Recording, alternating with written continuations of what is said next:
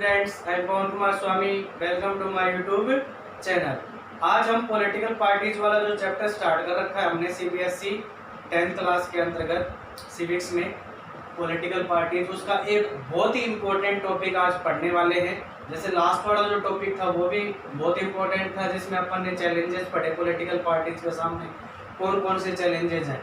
आज अपन जो पढ़ने वाले हैं वो ये है कि वो जो चैलेंजेस हैं पॉलिटिकल पार्टीज के सामने, जो चुनौतियां हैं, अब पॉलिटिकल पार्टी जो उन चैलेंजेस को कैसे पार करें, यानी राजनीतिक दलों को किस तरह से रिफॉर्म किया जाए, जो पॉलिटिकल लीडर्स हैं उनको किस तरह से रिफॉर्म किया जाए, वो इस टॉपिक में पढ़ेंगे अपन। ये टॉपिक अपना how can parties B reform, first part पढ़ेंगे। इसमें अपन जो हमारे देश में जो एफर्ट्स किए जा रहे हैं, जो प्रयास किए जा रहे हैं राजनीतिक दलों को और राजनेताओं को सुधारने के लिए, पहले उसके बारे में पढ़ेंगे और फिर जो सजेशंस हैं उनके बारे में पढ़ेंगे। इसलिए इस टॉपिक को अच्छी तरह समझने के लिए वीडियो को पूरा देखें ताकि आपको कोई डाउट ना रहे। अगर पसंद आए तो लाइक करें, अपने फ्रेंड्स के साथ शेयर करें, और अगर मेरे यूट्यूब चैनल पर नए हैं तो सब्सक्राइब करके और बेल आइकन को प्रेस करना ना भूलें। तो चलिए बिना कोई देरी के आज का अपना टॉपिक स्टार्ट करते हैं। जैसे मैंने बताया how can parties B reform part first, ये पढ़ेंगे अपन पहला पार्ट। इसमें अपन एफर्ट्स पढ़ेंगे। इसमें अपन क्या है, जैसे मान लो जो पॉलिटिकल पार्टीज है और जो पॉलिटिकल लीडर्स हैं उनको रिफॉर्म करने का प्रयास किया जाए, मतलब अलग अलग तरीके काम में लिया जाए। लेकिन अगर पॉलिटिकल पार्टीज और जो पॉलिटिकल लीडर हैं वही अगर मान लो सुधरना ना चाहे, यानी वो नहीं चाहे कि भाई जो चल रहा है वैसा चलने दिया जाए, उसमें कोई भी अड़चन ना लगाई जाए क्योंकि ये तरीका क्या है, सही है, यानी वो ऐसा ना करना चाहे, तो फिर क्या होगा। तो उसी संदर्भ में कुछ एफर्ट्स और कुछ सजेशन दिए गए हैं। जैसे पहला मैंने लिखा है the constitution was amended to prevent elected MLAs and MPs from changing party. हमारे संविधान में संशोधन किया गया। क्यों संशोधन किया गया कि देखने में आता है कि बहुत सारे एमएलए और एमपी जो होते हैं चुनाव जीतने के बाद जब उनको एमएलए एमपी बना दिया जाता है तो प्राय देखने में आता है कि वो पार्टी चेंज कर लेते हैं, यानी राजनीतिक दल बदल लेते हैं। अपनी पार्टी जो फिलहाल पार्टी है उसको छोड़कर दूसरी पार्टी जो है वो क्या कर लेते हैं, ज्वाइन कर लेते हैं। ऐसे मैंने लिखा हुआ है। ऐसा वो क्यों करते हैं? This was done because many elected representatives were indulging in a defection in order to become a minister or for cash rewards। बता दिया मैंने। ऐसा क्यों करते हैं एमएलए और एमपी, यानी चुनाव जीत गए पार्टी की तरफ से, पार्टी के रेफरेंस के अकॉर्डिंग वो एमएलए और एमपी बन गए, लेकिन फिर क्या होता है कि वो कोई दूसरी पार्टी ज्वाइन कर लेते हैं। डिफेक्शन का मतलब ये होता है दल बदल, यानी पार्टी चेंज कर लेना। वो ऐसा क्यों करते हैं? सीधी सी बात है, उनको कोई प्रॉफिट दिखता होगा तभी वो ऐसा करते हैं। तो यहाँ पर प्रॉफिट क्या है, उनको लगता है कि अगर मैं फिलहाल जो पार्टी है उसको छोड़कर दूसरी पार्टी में चला जाऊंगा तो वहां पर मुझे कोई मिनिस्टर बना देगा, यानी मुझे मंत्री पद मिल जाएगा। और अगर मंत्री पद नहीं मिलेगा तो क्या होगा, वो जो दूसरी पार्टी है जिसमें वो जा रहे हैं उससे उसको बहुत सारा क्या दिया जाता है, प्रलोभन दिया जाता है, यानी उसको लगता है कि मेरे को बहुत सारा क्या मिलेगा, पैसा मिलेगा, यानी उस पार्टी के द्वारा उसको क्या दिया जाता है, बहुत सारा पैसा दिया जाता है। तो इस प्रलोभन, यानी ये जो अपन कह सकते हैं कि भाई लालच एक तरीके से मान लो, तो ऐसा करके मतलब उस लालच की वजह से वो पार्टी क्या करते हैं, चेंज करते हैं। लालच मतलब सिंपल सी बात है, उनको कोई ना कोई चीज तो मीडियम दिया जाएगा ना, भाई ये हम आपको मीडियम प्रोवाइड कर दें ताकि आप हमारी पार्टी में आ जाओ। तो वो क्या होता है, या तो दिया जाता है भाई उनको मिनिस्टर बनने का लालच दिया था कि हम आपको मंत्री बना देंगे, या फिर ये कि भाई मैं अगर ये पार्टी छोड़कर उस पार्टी में जाऊंगा तो मेरे को अच्छा खासा क्या मिलेगा, पैसा मिलेगा। तो ये है, इसीलिए संविधान में संशोधन किया गया ताकि एमएलए और एमपी जो है वो ऐसा ना कर सके। इस संशोधन के बाद अब ऐसा है कि अगर मान लो कोई एमएलए या एमपी ऐसा करता है, फिलहाल जो पार्टी है उसको छोड़कर और दूसरी पार्टी को क्या करता है, ज्वाइन करता है, तो जिस सीट से वो जीता है वो सीट उससे क्या कर ली जाती है, यानी जिस सीट के अकॉर्डिंग वो एमएलए और एमपी इलेक्ट हुआ है वो उससे क्या कर ली जाती है, छीन ली जाती है, यानी फिर वो उससे विजयी नहीं माना जाता है, यानी एमएलए या एमपी नहीं माना जाता है। समझ में आ गया? इसलिए ये संविधान में क्या किया गया, संशोधन किया गया ताकि इस डर से जो एमएलए और एमपी हैं, यानी जो पॉलिटिकल लीडर्स हैं, वो पार्टी चेंज ना कर सके। लेकिन अब इसमें दिक्कत ये है कि एमएलए और एमपी जो होते हैं, यानी जो लीडर होते हैं, वो अपनी मनमानी नहीं कर सकते। यानी अब जो पार्टी हाईकमान जो यानी पार्टी की जो लीडरशिप जैसा कहती है वैसा ही उनको क्या करना है, करना पड़ता है। वो अपनी मनमर्जी से कुछ नहीं कर सकते। तो ये पहला एफर्ट है जिसमें अपन ने पढ़ा कि हमारे कॉन्स्टिट्यूशन में यानी संशोधन किया गया, अमेंडमेंट किया गया, ताकि इस डिफेक्शन को क्या किया जा सके, रोका जा सके।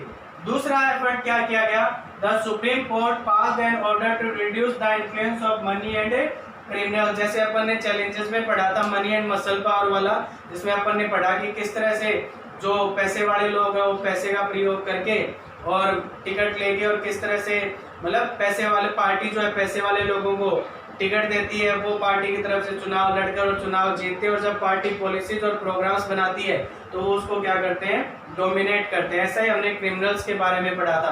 तो इस चीज को देखते हुए जो सुप्रीम कोर्ट है, जो सर्वोच्च न्यायालय होता है देश का, हमारे देश का जो सुप्रीम कोर्ट है, उसने एक आदेश पारित किया है, जिसमें मतलब उस आदेश के आधार पर, ऐसा आदेश क्यों पारित किया है, ताकि जो पॉलिटिकल पार्टीज और जो पॉलिटिकल लीडर्स के अकॉर्डिंग जो मनी और क्रिमिनल्स जो है यानी पैसा और जो अपराधी है उनके प्रभाव को क्या किया जा सके, कम किया जा सके। इस आदेश के अनुसार अब क्या किया गया है, इट इज मैंडेटरी यानी ये अनिवार्य कर दिया गया है, किसके लिए, हर उस उम्मीदवार के लिए जो क्या करना चाहता है, चुनाव लड़ना चाहता है, उसके लिए अनिवार्य कर दिया गया है कि वो क्या करेगा, एक शपथ पत्र दाखिल करेगा। यानी इसमें क्या होता है, एक अधिकारी के हस्ताक्षर करके एक शपथ पत्र दिया जाता है, जिसमें जो व्यक्तिगत जो जानकारी होती है वो पर्सनल इंफॉर्मेशन सारी की सारी दी जाती है। शपथ पत्र इसमें क्या है, जैसे लिखा हुआ है मैंने आगे, जिसमें उसको क्या करनी पड़ेगी, पूरी जानकारी देनी होगी, किसकी, अपनी संपत्ति की। जो शपथ पत्र वो देगा इलेक्शन के दौरान, जो है इलेक्शन कमीशन के अकॉर्डिंग जो भी चुनाव होता है, वो जो शपथ पत्र देगा उस एफिडेविट के अंदर उसको क्या करना पड़ेगा, जितनी भी उसके पास संपत्ति है उस पूरी संपत्ति का उसको ब्यौरा देना पड़ेगा।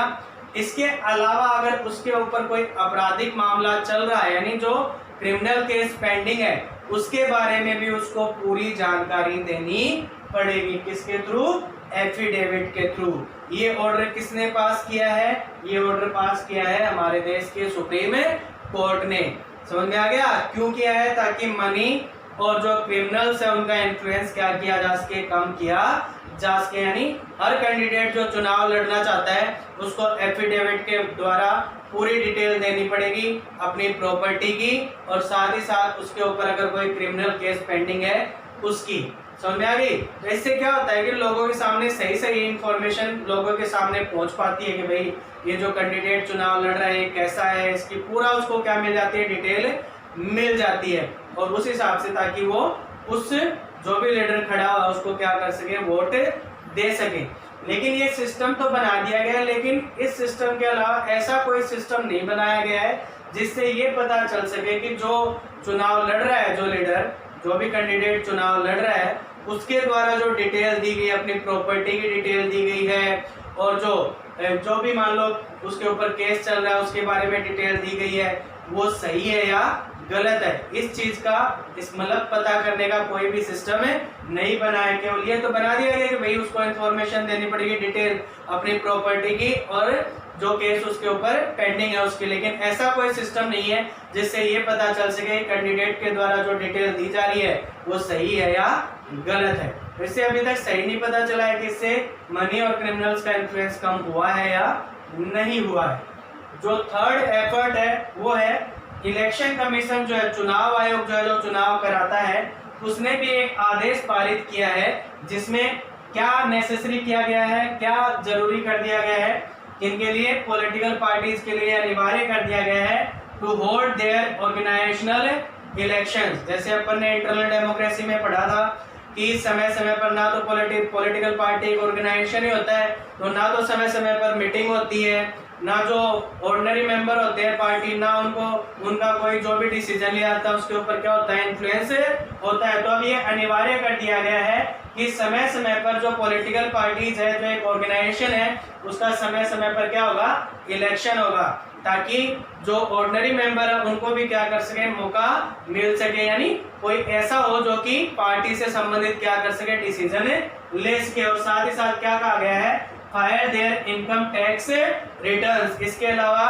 जितने भी उस पॉलिटिकल पार्टी के मेंबर हैं या जो भी मान लो पॉलिटिकल पार्टी है, उनको आयकर भी क्या करना होगा, भरना पड़ेगा, यानी समय समय पर उनको इनकम टैक्स भी भरना पड़ेगा। ये क्या कर दिया गया है, अनिवार्य कर दिया गया है, जरूरी कर दिया गया है।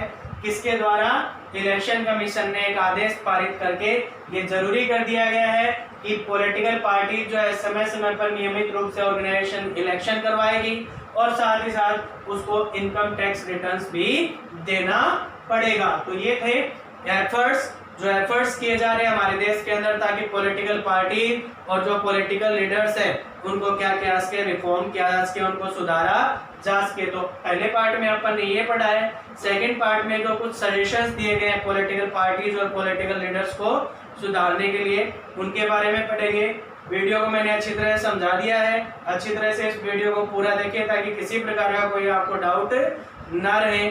वही बात दोबारा दोहरा हूं, अगर अच्छा लगे तो लाइक करना, शेयर करना और सब्सक्राइब करना ना भूलें। तब तक थैंक यू सो मच। मिलते हैं नेक्स्ट क्लास में।